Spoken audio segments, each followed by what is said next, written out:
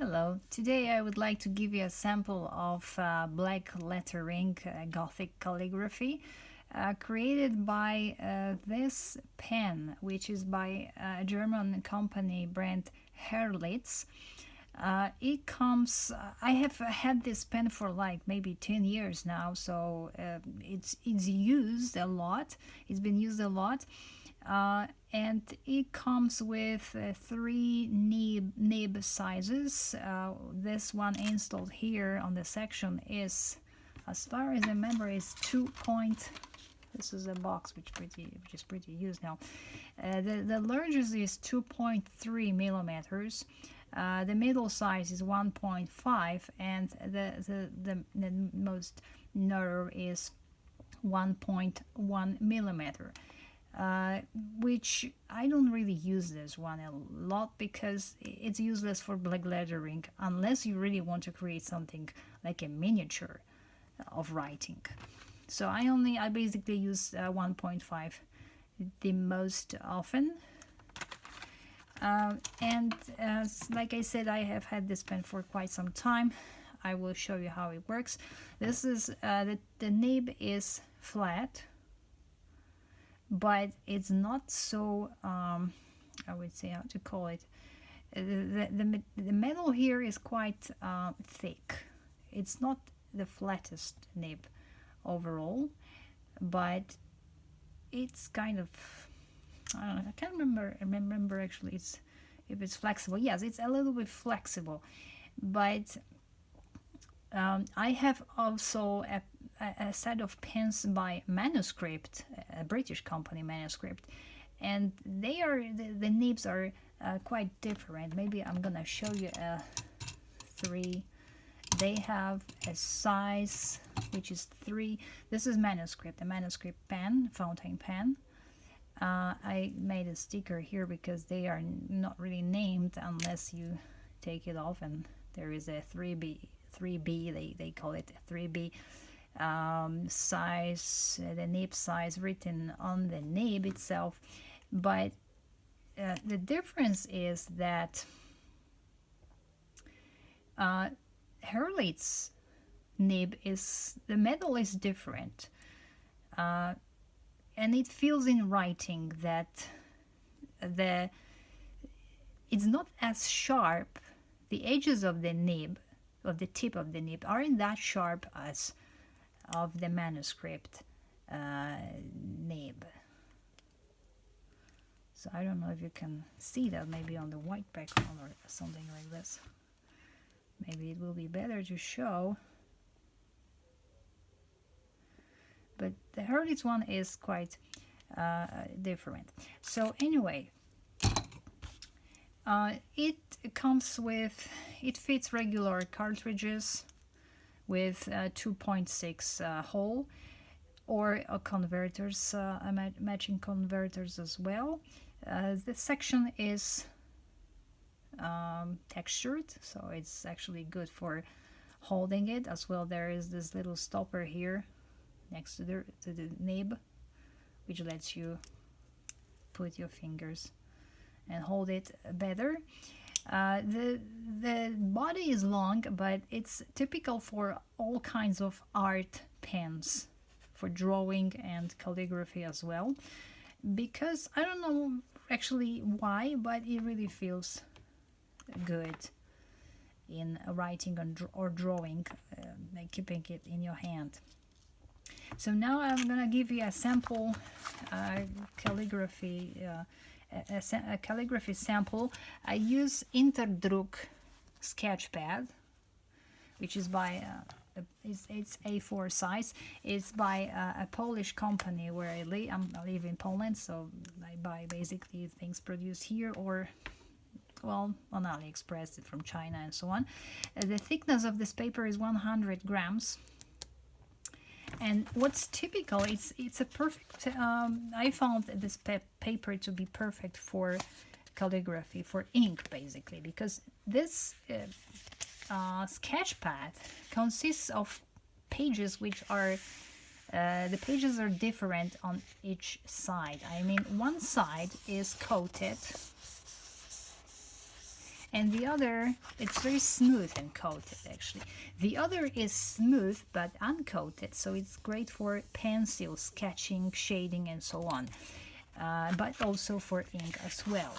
So if you want to do calligraphy, it's best when your paper is thick. Like I said, it's 150, but it's, I guess, a minimum, because 200 or 220 would be also great. And the surface should be smooth, but not too smooth, because then you can smudge your ink too much. But this one is great, and I'm gonna use this uncoated page, uncoated surface, uncoated page, to give you an example. And what's the template, when you create the template for your writing, specifically I'm talking about blacklettering, you need to consider the width of the nib. The idea is mainly that you use a proportions of 2:4:2 to draw lines, and when you put your letters on the baseline, then the majuscules, basically the majuscules, they go up and the minuscules go down. So then you also give 4 points for units for a space between the lines when you have more text to write. But I'm gonna use only the baseline, because I don't want to mess it up. But to give you the basic idea, it's when this nib, the nib size is 2.3 millimeters. So let me zoom it. So what you do is that you create units. 1, 2. You start from the upper left, always from the upper left. 1, 2. So this will be the upper line, the ascendant or ascender, probably it's called ascender. Then you go with 4. 1, 2, 3, 4, which is your baseline. And then you go with additional 2, which is your descender. So all in all, there are 8 units. It could be other proportions as well, but for this one I use 8 units. And that's where it starts. So then when ink dries, you can use a ruler and divide to draw the lines, horizontal lines, obviously, with a pencil, for instance, because it's better to make it less visible, just only for you, to not to mess it up. And maybe I'm gonna try it, even though the ink hasn't dried yet.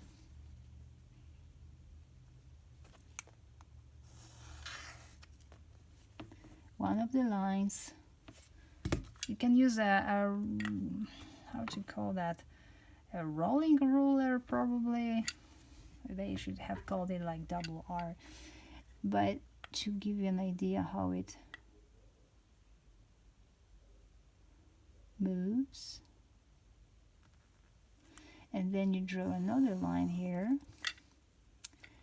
and then I'm a little afraid that the ink isn't dry yet, so I don't want to smudge it too much. I just smudged it. Okay, never mind, don't mind me. And then you go down to draw the bottom one at the center.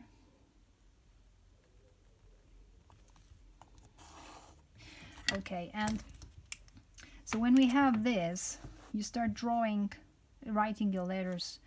The capital letter will go up to the ascender and end somewhere here at the baseline, but other letters would end, the P letter or Q or G, they will end at the descender.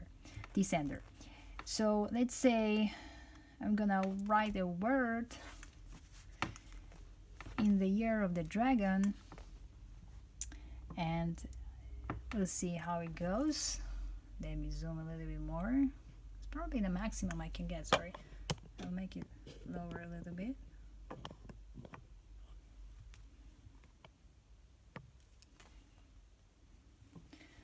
And here comes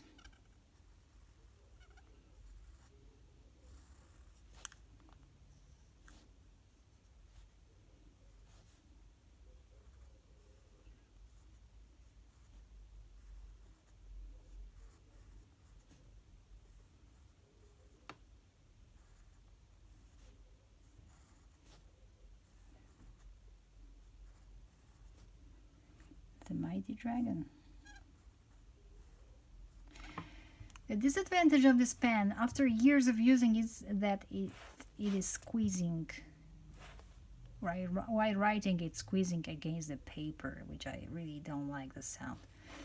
So here comes the dragon. Could be also, what else?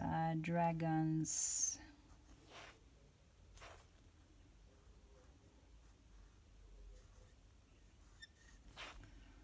Cave. Grotto. We have the G. I hate writing that G letter because it's kind of always kind of large. Let it be the cave. Cavern. Maybe cavern would be better.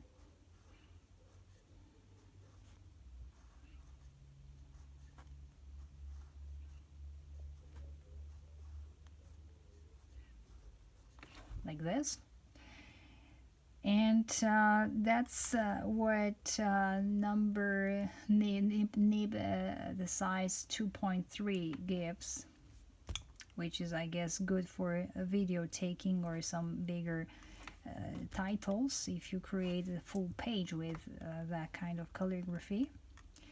Now for the smaller sizes, so this is the big one. Smaller. The problem with these pens is that they come only with one body, okay? There's one body and two sections. So in order to keep them loaded with cartridges, you have to find out how to cover them with what kind of caps to use to cover them. So I use some some other caps from some other writing tools, and so they wouldn't dry. And this one is 1.5 nib. If I take it off, 1.5 looks like this. And unfortunately, to make it work, we're gonna replace that. Nope.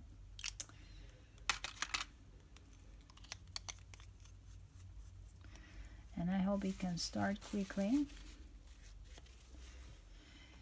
And I will only draw a baseline here because I don't want to draw those additional lines to keep the video short. The next would be, what sentence could it be?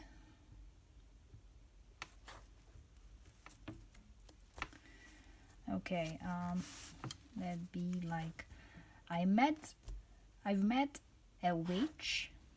Okay.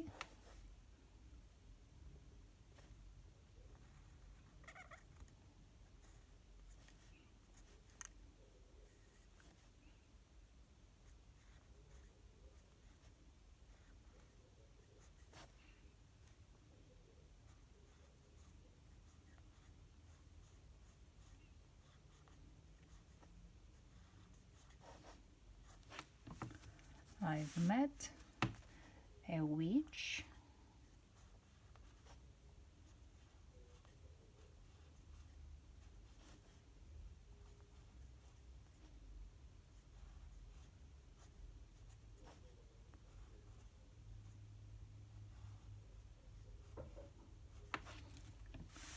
Who gave me a crystal.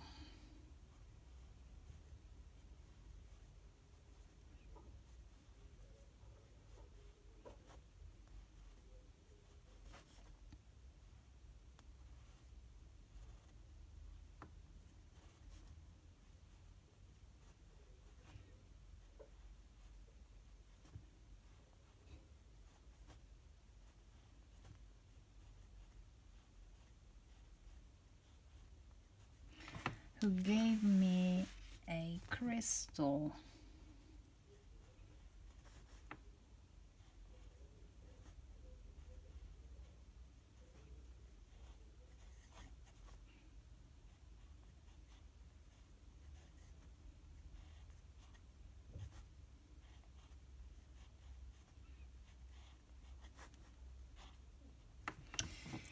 And then obviously you can use some other pens. Let it be this red one I presented recently on this channel, which is Montemount 530, but it comes under different names. And you can decorate the writing with something else like this.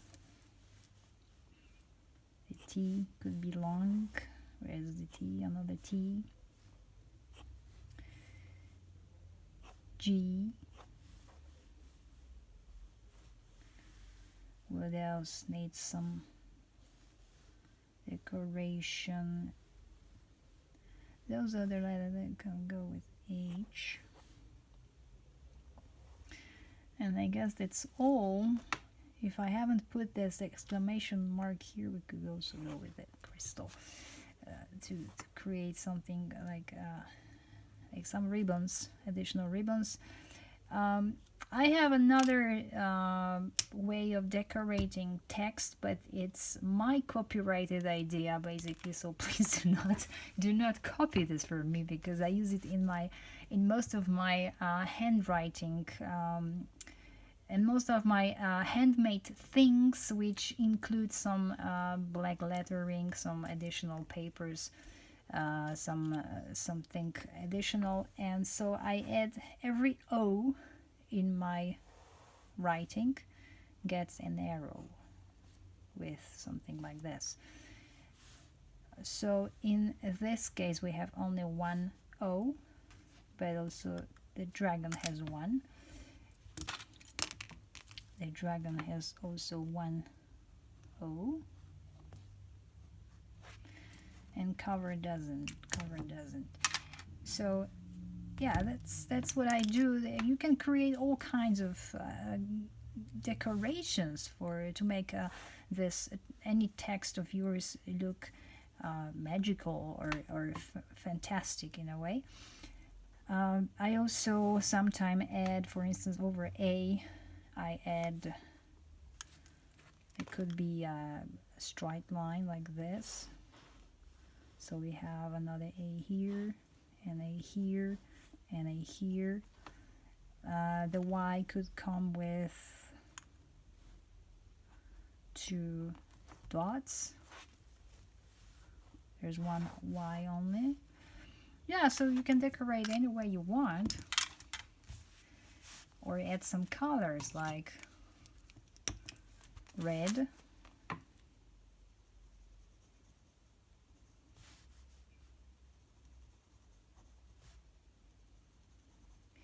every letter which reminds a circle could be filled with a color. Or you could add additional shading here, which would go. You need to decide where the light should come from, and then I usually add the shadow on the right side, down and bottom and right. So you go here and here, and this is quite a play, honestly, because there are many letters here, so I won't be doing this on the video. But here's a sample of what I can do with Herlitz pens. Thank you for watching. Cheers.